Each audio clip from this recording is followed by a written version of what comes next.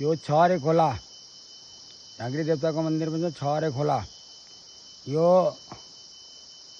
वालिङ 12 घोसरदुमभन्दा उताटी छहरे खोला। यता बाइन्डारा यो बाइन्डारा हो।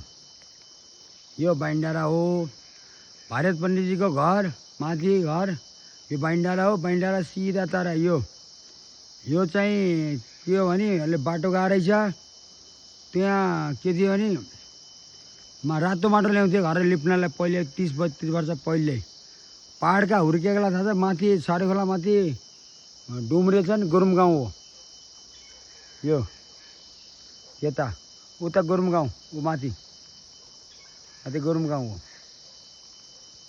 यो भयो।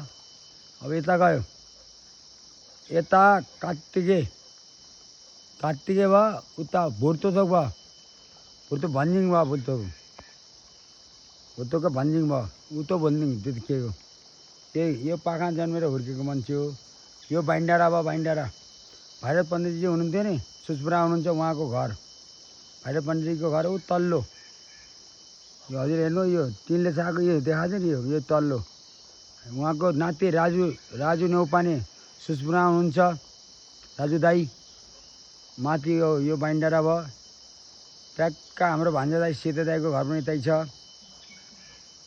यो भन्दा चाहिँ छहरे खोला।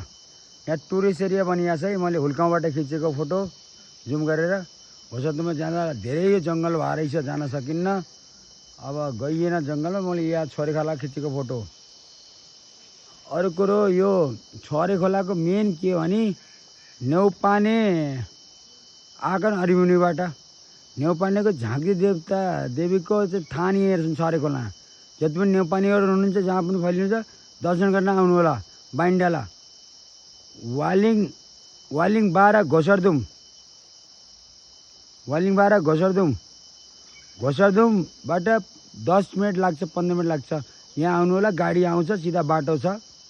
माथिल्लो बाटो गयो पनि तल बाटो छ। अब हटिया जाने बाटो छ। माथिल्लो बाटो गयो अब माथिल्लो कहाँ र मुलाबाट त्यहाँ चाहिँ हाम्रो राजु दाईको घर माथि आएर साट तल र बाटो गएको छ। विनोद अङ्कलको घर माथि आएर गणबहादुर घर अङ्कलको घरभन्दा मुन्तिरपट्टि आएर त्यहाँ र त्यो भयो।